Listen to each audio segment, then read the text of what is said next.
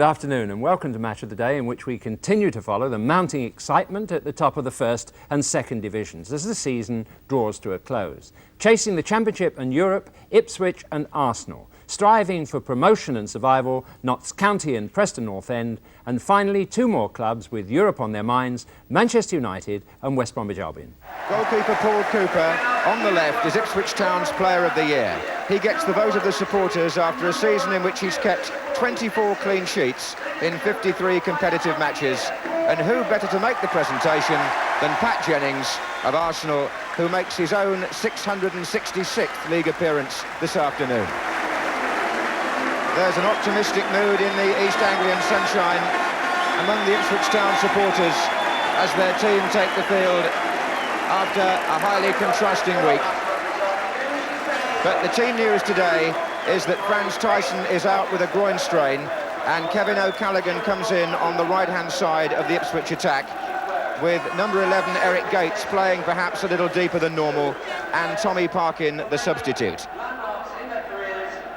But Tyson's absence on the Ipswich right is perhaps balanced up by the absence on the Arsenal left of Graham Ricks, who's still absent with knee ligament trouble. So Paul Davis continues at number 11. Peter Nicholas, the number 10, is the recent signing from Crystal Palace. And also in midfield there, an old Ipswich favourite, Brian Talbot. Back on familiar ground, he played the first of his 3 successive FA Cup finals for Ipswich against Arsenal in 1978. And so the injured figures make their way down the touchline. Franz Tyson there at the front, and Kevin Beattie behind him with his arm in a sling, having broken that right arm in the semi-final last week at Villa Park. The Ipswich manager is hopeful that if he rests Tyson today, he may be available for the UEFA Cup semi-final in Cologne on Wednesday. The referee today is Brian Martin from Keyworth in Nottinghamshire. So away go Ipswich in the white shorts, playing from the right. And if any team knows how Ipswich feels, it must surely be Arsenal, who last season themselves played 70 matches, chasing 2 cups in the end. Ipswich could play 66 this season in all. Stapleton, Talbot coming through, Hollins, Davis. Left-footed Paul Davis. Was Osman for Ipswich.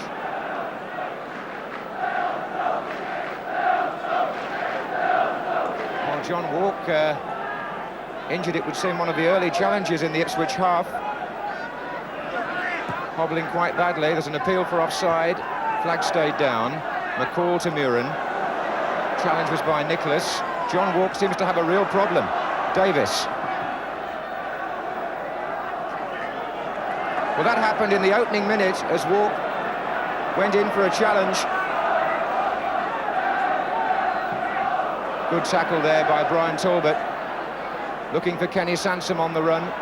Butcher going across. Davis just behind. Talbot. Davis. Offside this time. But the referee, in fact, had already stopped the game for a foul and wants John Walk to receive attention as well.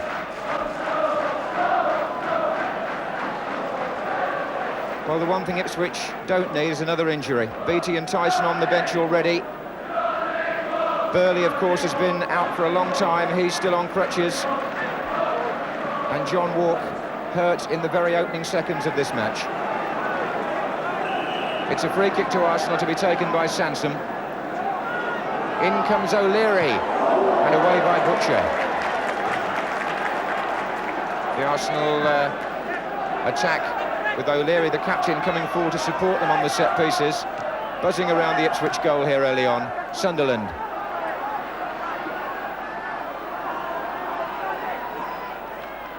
Here's John Devine. That's awkward, and away this time by Mariner, who's had to go back to help out.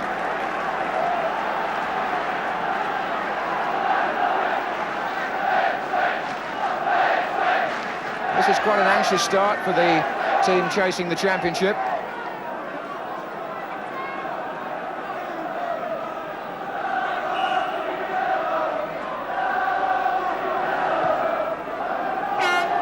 Willie Young, Cooper up there, and a foul.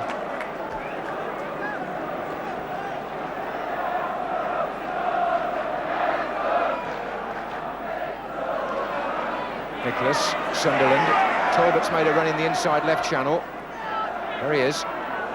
Gates. Offside against Brazil, but in fact, even as the linesman's flagged, Alan Sunderland caught Eric Gates very late indeed when the ball had gone, and the referee won't stand for that. He's speaking to Sunderland.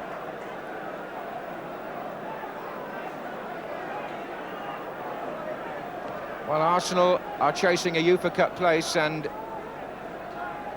this will be no easy match. John Howe predicted it would be rather like a cup tie, and it started off with a couple of very heavy challenges. Butcher with the kick. Osman. Oh, and O'Leary almost put the ball past Jennings. A little bit of Irish misunderstanding.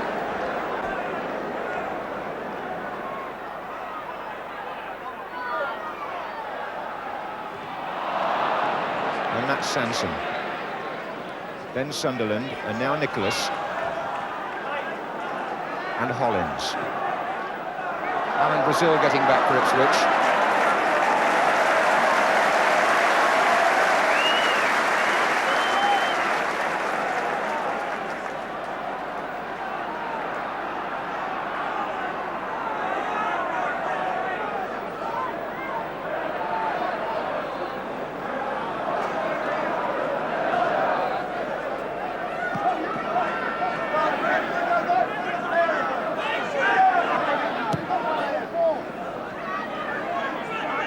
Walk seems to have shaken off the worst of the injury. Certainly running more smoothly now. There's Butcher. Gates. Forced to go back to Mills. O'Callaghan.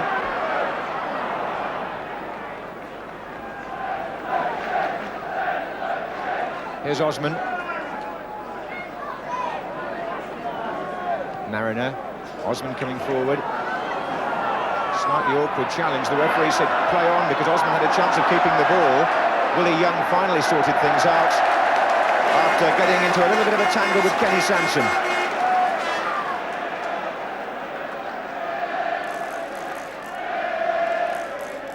O'Callaghan. Mills. In for Gates. Nicholas who fell. Gates who crossed. Walks header. It hit Mariner. And when he turned round, the ball had gone. Butcher, Walk, Murin, McCall, Brazil.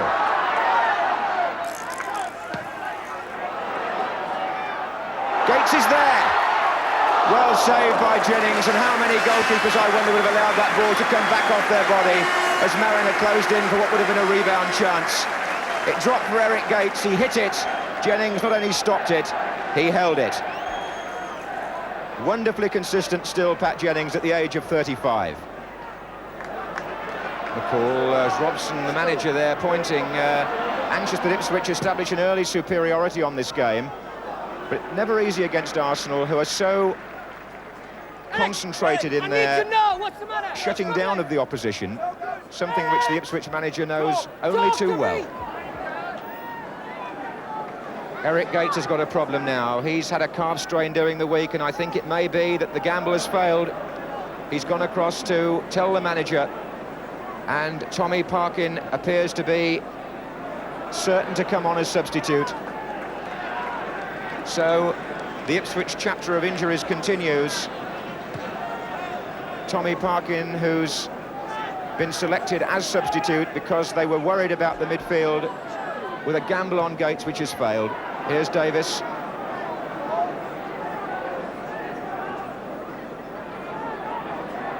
And here's Stapleton.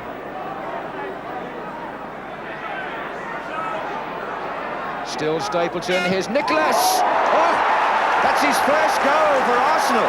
And how? No, it's not. Offside. There was a flag up. There was a flag up on the far side, and Nicholas's celebration cut short. See it again here, as Arsenal attack down the left, pulled back by Stapleton, and see the player there, could have been Alan Sunderland, in an offside position, but certainly the goal wiped out. The referees have been persuaded by Arsenal to go and talk again to the linesman, although the players got back to the centre. Was the player interfering is the big question. The flag was up, that's why the referee changed his mind. But a consultation now between the two officials, and a goal is given. A goal is given, and Nicholas scores for Arsenal, his first for the club, when at first it appeared to have been disallowed. Tommy Parkin comes on in place of the injured Eric Gates, and everything going wrong here for Ipswich. Let's not take any credit away from Nicholas, it was a lovely shot.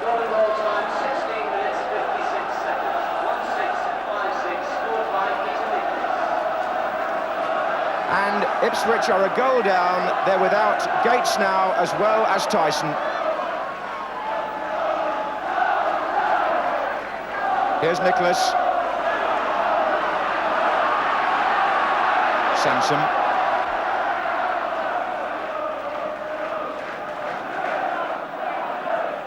Just going off there, a calf injury, which didn't stand up to the pressures of this first half. Brazil.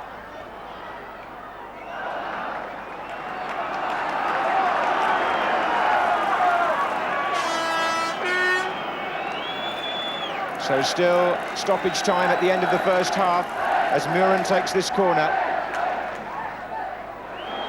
Butcher's coming in, that's Mariner off his toe, going to come back to Muren, blocked by Devine. Referee blows for half-time after that flurry of Ipswich shots. But Ipswich are a goal down. It's Peter Nicholas the scorer, the referee consulting, but ultimately overruling a linesman on a possible offside. The goal stood, and for Ipswich now an awkward half-time phase. Bobby Robson, who had to leave out Tyson, he risked Gates, but he broke down, and so the Ipswich midfield is in something of a tattered state, with Walk having also suffered an early injury, and at half-time in this important match, they trail by 1-0. Well, these fans will have heard the half-time news that Aston Villa are leading by 2-0, and that young man, who's, I think, a Paul Mariner fan, will be hoping that his favourite player in the second half can do something about the position here with Ipswich a goal down. So Arsenal start the second half. They'd taken 8 points from their 5 matches prior to this afternoon, Arsenal, running into a bit of form as they attempt to win one of those UEFA Cup places for next season.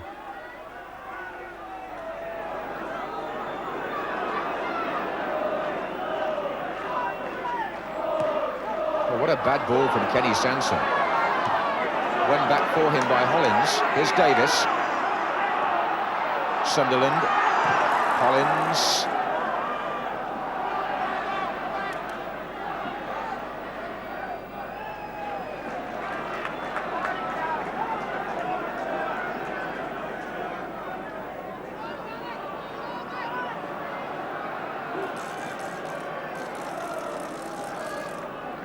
Butcher. Nicholas. Stapleton with Butcher. It's become a very scrappy game now in parts, not much shape to either side. But Arsenal can play with a certain amount of freedom from pressure, which is partly down to their 1-goal lead, but more down to the fact that Ipswich have got so much to lose here. That was O'Leary's header. And here's Mariner. Osman. Mills.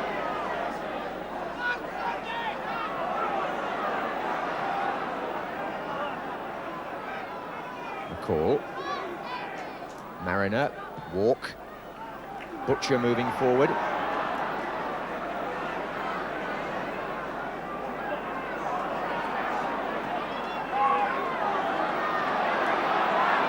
Mills looks for Brazil, who's pulled away from Nicholas. Good save by Jennings. and Brazil found lots of space on the near post area there. Mills found him. The shot had power, but Jennings' body, as so often, was in the way. Parkin. Jennings is there again, and again he denies Brazil. Same player, twice thwarted by such a fine goalkeeper.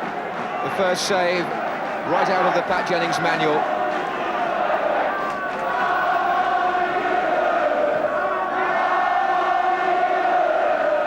Sunderland, Stapleton. Stapleton's shot, oh, it's spinning off Cooper, but near enough to him to collect. So in quick succession, the two goalkeepers in action.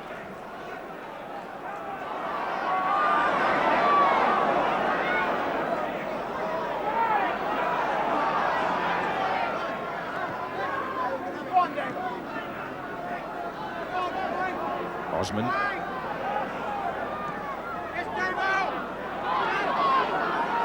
Mills. Brazil. Parkin pushing on down this side, number 12, behind Willie Young, pulls it back, and away by O'Leary. Jennings, for once, didn't claim it. Good effort by Tommy Parkin to get behind the defence and pull the ball back. Jennings stayed on his line, and O'Leary, the captain, got the ball away. Encouragement there, perhaps, for Ipswich. Here comes Butcher. Walk. Mariner! Oh dear, didn't get any proper contact at all. Lofted in by Butcher, headed back by John Walk, beyond the far post he was, but Mariner was absolutely central and only seemed to make the slightest contact.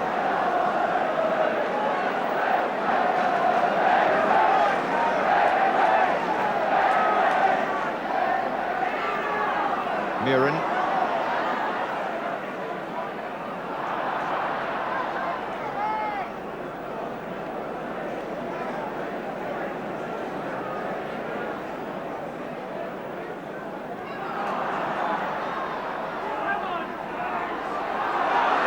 Muren again, and the Ipswich mood would appear to be rising a little now. They've had two good attacks,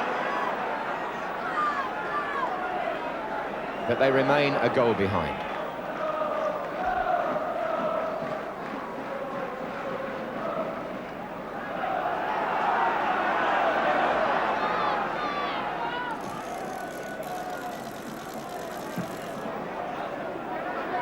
Mills.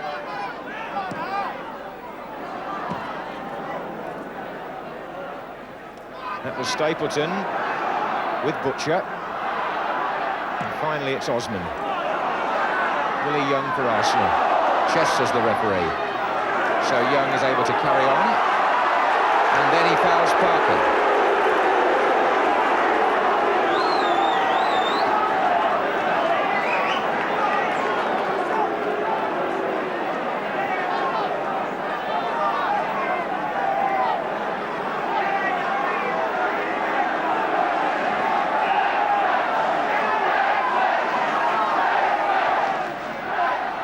Parkin.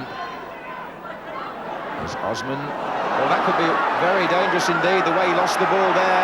Kenny Sansom, the man making the break. On the far side, John Hollins supporting. Ipswich have got people back now. Here's Devine.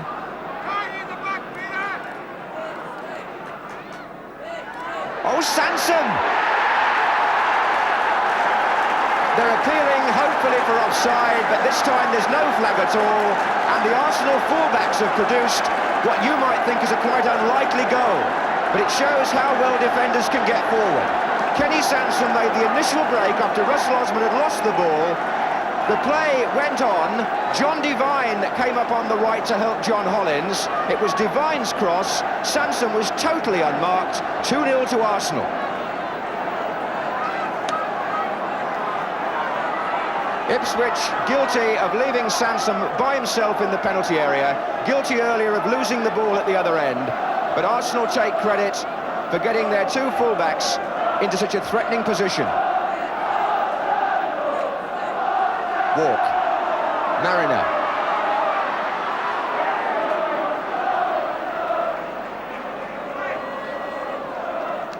Well, Mariner angry about the decision going against him, but most things are going against Ipswich at this stage of the afternoon. Hence the happy Arsenal supporters, as Kenny Sansom scores his third goal since joining them from Crystal Palace. Parkin, Mills. Walk. Callaghan, Muren,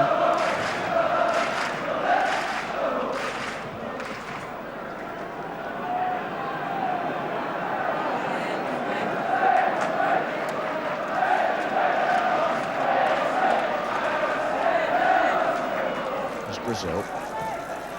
Muren's cross, Mariner goes up. Oh, that was Walk. And those were going in for him a few weeks ago, John Walk.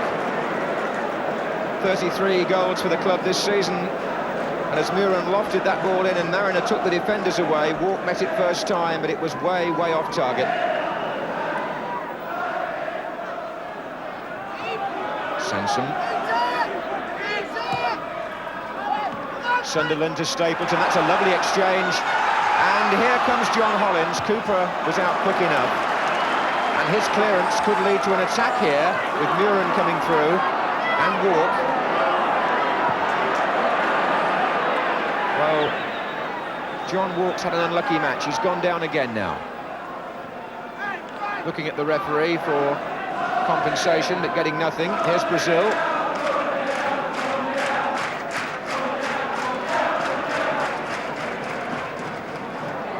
Stapleton. Now, what can Muren do from here? That's a fair ball. Parkin. Oh. Well, maybe the lack of experienced players to support the likes of Muren has been something of a factor in recent weeks for Ipswich, with so many matches to play, and one or two players have come into the side without the real experience of big-time football at this level.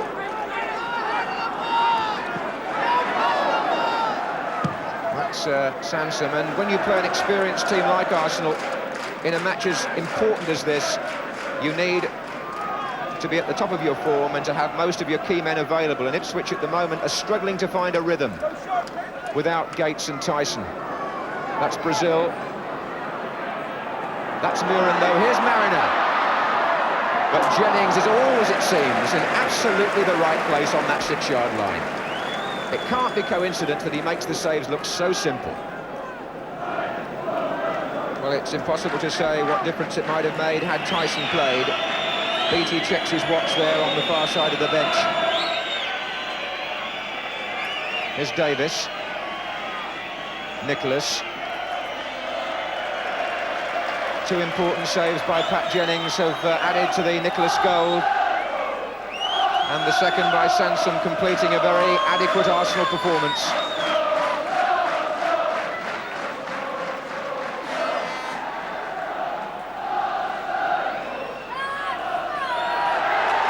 So the great unbeaten home run ends. Ipswich beaten at Portman Road for the first time in 47 competitive matches. Since Liverpool won here in October 1979, Peter Nicholas got the first Arsenal goal, his first for the club. Kenny Sansom got the second on the counter. And the pendulum of the championship appears to have swung again in this very exciting finale. Ipswich, their spirits revived in midweek. Their spirits dampened again today with a final score here of Ipswich 0, Arsenal 2. As John said, what a topsy-turvy week for Ipswich. Dejection last Saturday, elation on Tuesday as they re-established themselves as favourites for the title, and now after yesterday's defeat they trail Villa by 3 points, but still with a game in hand. And tomorrow they go to Norwich, unsure about the fitness of Tyson, but definitely without Eric Gates, probably for all of this week's games too. So once more, Bobby Robson found himself on the rack. What now? Hard to say, really, and difficult to know what to say sometimes, I think, in football. It can be dramatically just the same situation now, again, in our favour by Monday night. I mean, you've got to believe in that. Aston Villa, I believe, play away from home, so do we. If they lose, we win, it's gone again. I mean, you've just got to believe that that's going to happen. We've got to play a bit better. I mean, we opened the championship wide open on Tuesday night at Aston Villa, and we've lost it again. We seem to get ourselves in marvellous positions where all we've got to do now is drive the car, and we keep slipping up. So there's still a bit of football to play between now and the end of the season. We're not giving it up. I mean, it's impossible to give it up. But at the same time, there's all sorts of little things we've got to work out, haven't we? Things got off to a bad start today, really, with the injury to Tyson, and then after 15 minutes, Gates breaking down. Well, yes, that's right. I mean, and they scored when Gates was off the field, and, you know, we just didn't have the break again. And Gates is a calf injury. We've played the last 3 matches, and in every match we've lost a player. And that's, you know, hard to take. Whether Gates will be fit for in a week, I don't know. Tyson is obviously struggling a little bit with a groin, and we can't risk him in terms of that. And what we've got to do, though, I think, and I may say this, is to make sure that the ones who do play, play. Because I think that hasn't quite happened here today. I didn't think, really commit ourselves to the match. Not all of the players. Mickey Mills was a marvellous example. I mean, he's the oldest in the team, and he's run further than anybody. And at this time of the year, with this situation which presents itself to us, we've got to get the maximum from everybody, and today we didn't quite get that. And that's not the Ipswich I know, and that's not the Ipswich players that I know. I get the feeling that last Saturday, and again today, you feel that one or two of your quality players haven't quite come up with the goods. No, you're asking me to say something that I might sort of regret publicly. That sort of factor, John, is for dressing room, I think. I will say no more than take your point. We got it out of them on Tuesday, after last Saturday. We've got to get it out of them again on Monday. I don't quite know why we don't want to all play, because if we're not going to play in this sort of situation with a championship to play for, I'm scratching my head, aren't I? Yeah, we've got our thinking to do with one or two, and we're going to have to smack one or two around the ears, I think, and we shall do that. An indication there that our marathon First Division Championship is, for better or for worse, the most difficult prize to win in World League football. And you probably noticed there another example of the interpretation of interfering when Nicholas scored for Arsenal. The linesman had his flag up for offside, but after consultation, the verdict seemed to be not interfering, and this time quite rightly in my view. There's no way in which Stapleton, who provided the pass from which Nicholas scored, should have been given offside. Otherwise the legendary Stanley Matthews could have been deemed offside for every goal he created by his magic in dribbling to the goal line. And in this case, Stapleton was wide enough to be considered not interfering, even by the most extreme interpretation of the law. In the very spirit of the game, who'd want to deny a goal for a shot like that anyway? But looking at the incident again from our isolated end-on camera, it can be seen that Sunderland, number 8 on the corner of the 6-yard area, could also have been in an offside position, and arguably, depending on the referee's interpretation, according to guidelines he might use, interfering. But in no way could it be argued that Sunderland's presence made any difference whatsoever to Paul Cooper's chance of saving the shot. Now to our second game between two of the founder members of the Football League, Notts County and Preston North End. Two second division sides with contrasting aims just now. County to get back into the First Division for the first time since 1926. Preston fighting for the points to prevent them falling into the Third Division for the third time in 11 years. Your commentator at Meadow Lane, David Coleman. There's a real danger of Notts County, the oldest Football League club, arriving back in the First Division without ever being noticed. But the fact is that they've occupied a promotion place throughout the season, and 3 of their last 5 matches are now at home. The last time they played in the First Division was 55 years ago, and the side selected today to try and take them 2 points closer to the very top level is the team that gained a valuable point at Derby County last week after being 2-0 down. The best known name, Don Masson, the Scottish international at number 8, who at 34 is now enjoying outstanding form. The leading scorer, Trevor Christie, a bargain buy from Leicester for just over £80,000. A typical piece of good shopping by manager Jimmy Cyril. And Christie has responded with 17 goals this season. Preston North End, after winning both their last two matches still need all the points they can get to avoid the drop to Division 3. But their form has been encouraging, their fight perhaps reflecting the determination of manager Nobby Stiles, a key figure, of course, in England's World Cup winning team of 1966. This is the side that won at Cardiff City last week and beat Sheffield Wednesday in midweek. One or two familiar names, Franny Burns at number 3 and John Blackley at number 6, both Scottish internationals, and the attack led by Steve Elliott, transferred from nearby Nottingham Forest for £95,000, leading scorer for Preston last season, and 9 goals this time, including a goal in each of the last 2 games. Pedro Richards now for Notts County. It's a bit too long. The goalkeeper, Roy Tunks. Flicked by Elliott, that's Houston. Strong little player. But into trouble, Kilcline got it. It's Hasselgrave giving it away to Goodwin. Now number 7. McCulloch in full flight, what a dangerous cross, and Christie, well, put it wide when it might have been easier to score. Ian McCulloch caused all the trouble then. He's elusive, he's fast, this Scot. He made ground on the right, hit the ball hard across the face of the goal. Difficult for defenders to deal with, but Christie got to it and knocked it wide. Elliott.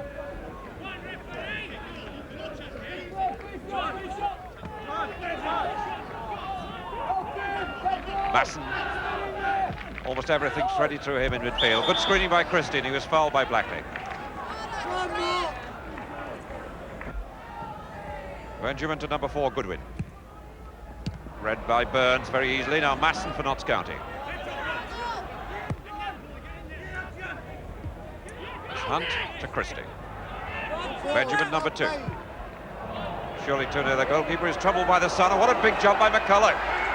And the whistle has gone. No, well, it hadn't. So there's an escape there. The ball knocked over the top by Blackley. But a tremendous jump there by McCulloch, put the goalkeeper off.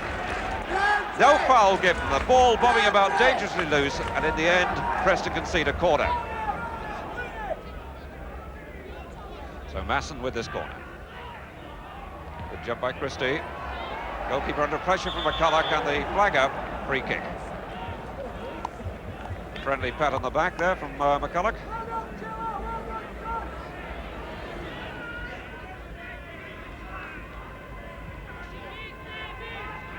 Taylor looking to Baxter. Elliott found well. Now Houston. On for Bruce. Oh, good save by the Yugoslav goalkeeper. Avramovic was right there to cut it off, but Bruce especially dangerous in those positions. He scored a goal from just that position last week against Cardiff. Spun quickly on the ball, right-footed, but Avramovic had cut down the space he'd got to shoot at and was in the right place. Hasselgrave, Kilcline, O'Brien, Masson, Hunt, Christie, Benjamin. Benjamin looking for forward players, but miskicked it. Elliott in trouble, Benjamin won it. Squirting back to Kilcline, now Masson. Goodwin. Kilcline.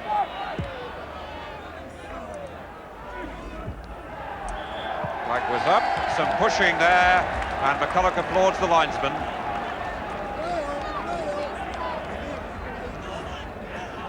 So Masson once more to try and plan this one. He's got number 2 Benjamin outside, complaining about the Preston players not being the right distance away.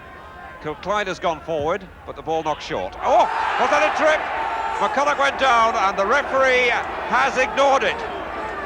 Well, the ball crossed to the near post by Masson. McCulloch clearly went down there, but the referee smiles, turns away, and gives a corner.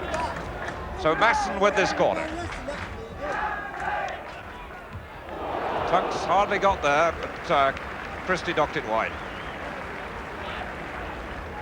Not an easy match for Jimmy Cyril to watch, but expressionless. Veteran Scott. Burns.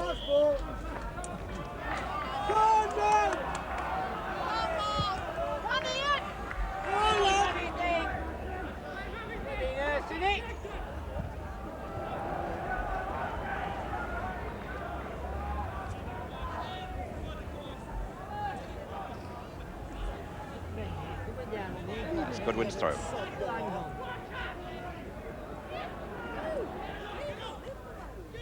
McCulloch. Oh, he got himself into the space extremely well. And a good cross met by Hunt and knocked wide. Another genuine chance there for Notts County. And again, it was McCulloch who made all that possible.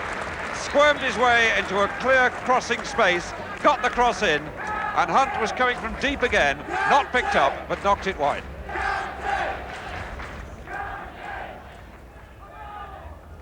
The ball came off the corner flag.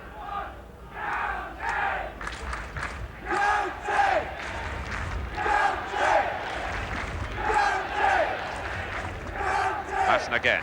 County getting last seconds encouragement in this first half from spectators. And the whistle has gone for half-time. A little bit of trouble there. Masson being pulled away. Burns involved as well. And they go on the way to the dressing room, hot and sticky, but goalless in the first half. But there's no doubt at all that Notts County had the better chances. At least two clear-cut, one especially so in the first few minutes, missed by Trevor Christie.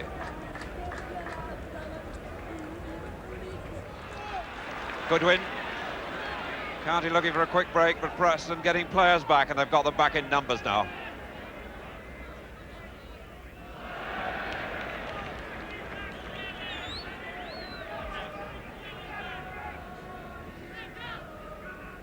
Coleman's throw. Bruce back to Coleman. Goodwin closed him down quickly. This is McCulloch. He really is threatening danger all the time here, McCulloch. By far Notts County's best player. And dangerous every time he gets within sight of the goal. His two crosses in the first half produced genuine chances. First for Christie, then for Hunt, and that was a good shot then. Fine tackle by Goodwin. One possession really cleanly.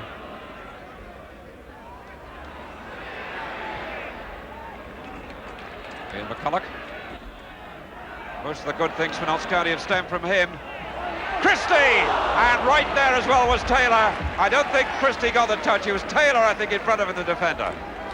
Again, though, Ian McCulloch set it all up. The third time, crosses from him on the right have caused trouble. Each might well have led to a goal. Trevor Christie under tremendous pressure there from Brian Taylor. Not sure who got the touch, but it went well wide. Keep passing that ball! Come on! Well, message going out there from the Notts County bench. O'Brien's headed to Masson. Beaten by Hasselgrave. Ball is terribly awkward to control. It really is bobbling and bouncing all over the place. Pitched bumpy after a week's sun. But the only man really you could say has thoroughly mastered the conditions, Don Masson. But the real threat to Preston has always come from number 7, Ian McCulloch. 3 times now he set up chances with crosses from the right.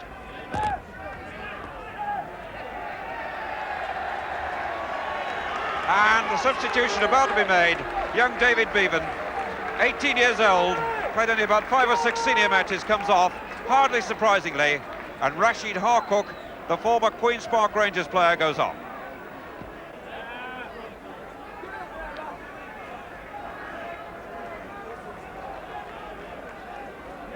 And Harcook immediately takes a position up front.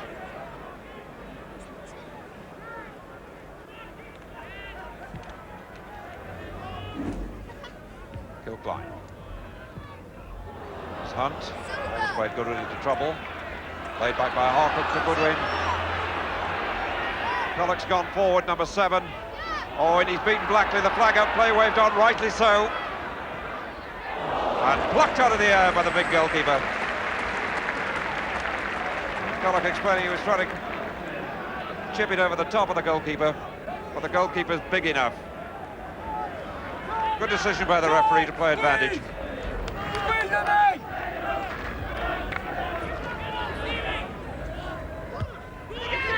Ball spinning to Hunt. And they're playing injury time now, or stoppage time. Messages going, signals going out from the bench. McCulloch.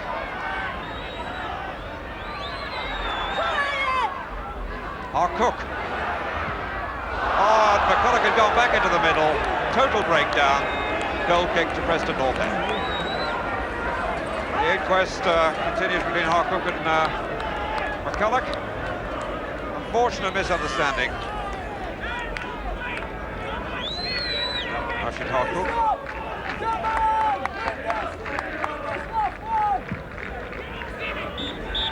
And there's the final whistle. They get a point each. That really, to some extent, is failure for Notts County at home. In second place in the table, they stay there. But success for Nobby Styles, Preston North End, who now have taken 5 points out of a possible 6 in their last 3 games. They've only had 2 shots at goal in the match, but they've contained Notts County well. And Notts County had 3 clear-cut chances that went begging. Well, that was a most welcome point for Nobby Styles and Preston to inspire them for their remaining matches, but it's left the top of the table almost undisturbed. County remains second, Blackburn, Swansea and Grimsby all drew, leaving Sheffield Wednesday, Derby and Luton to gain ground slightly with home wins. They'll need all the spirit and loyalty those 8,000 fans can muster to survive in Division 1. Where they would have to compete, for example, with the likes of Manchester United, who had their millionth supporter at home this season through the turnstiles yesterday. Their opponents then were West Bromwich Albion, and Barry Davis is your commentator as we take a brief look at the action, joining the match in the first half with United in the white shorts, playing from right to left. Coppell and Jordan in the middle.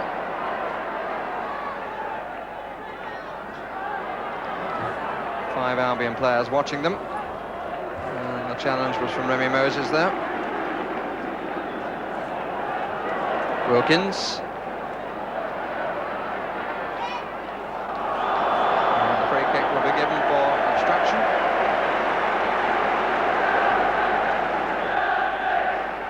Taken by Wilkins and put in with some comfort by Joe Jordan. The ball curled in, Jordan just hounded in on it, and Tony Godden had no chance.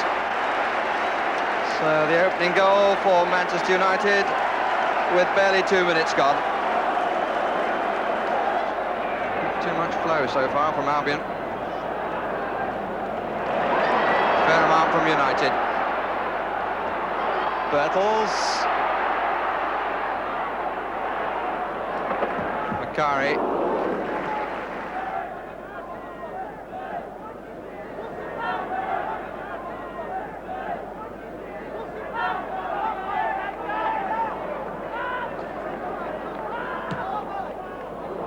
It's a useful ball from Alveston. And here's Bertels. The crowd absolutely willing him to find the target. But instead, he hit the side netting.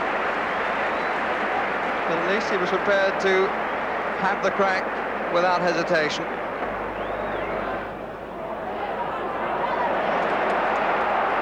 Coppell, Wilkins wants it back. Might still get it. Is Moran. Macari.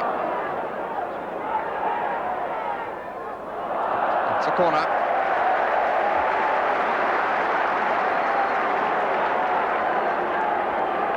Gordon McQueen going forward.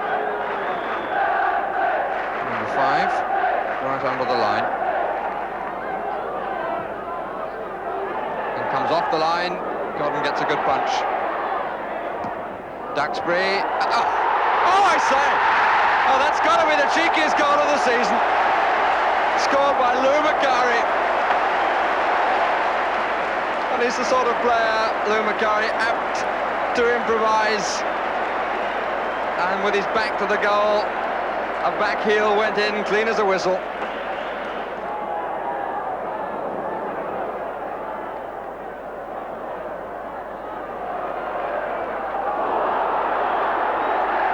Free kick against Alistair Robertson. Which had, I think, something to do with frustration.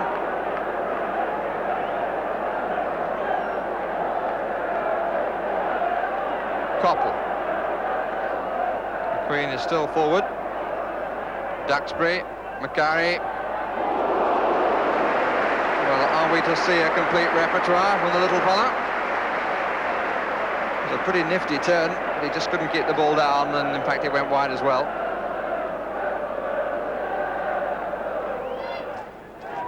If anybody needed proof of what a funny game football is, before this run of United, which now looks like going to 8 games without defeat, 5 games before that have brought 4 solitary goal defeats and a 0-0 draw. In fact, they'd only managed 2 wins in 14 games following their best performance perhaps of the season, winning 4-1 at Brighton. And they really played well in the first half. Here's Regis, and that will certainly be a free kick. John Wyle has come up on the near side. Number 5, Alistair Robertson, number 6. And there's Regis! And a very comfortable goal for the opposition centre-forward. 63 minutes gone, and Bailey coming off his line didn't get there, neither did any defender. And Regis brings the game back to life. Robson.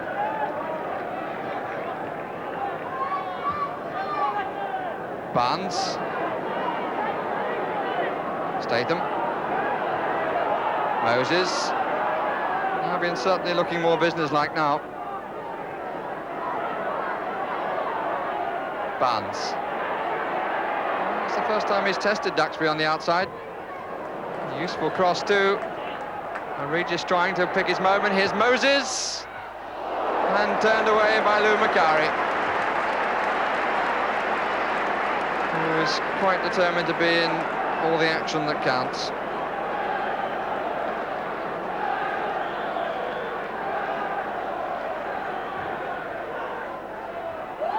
Over the top by Robson. And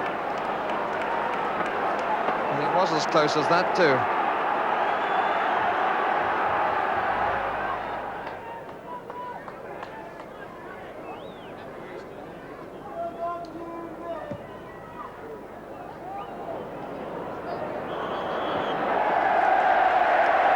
The foul given for the push by John Wyle on Joe Jordan.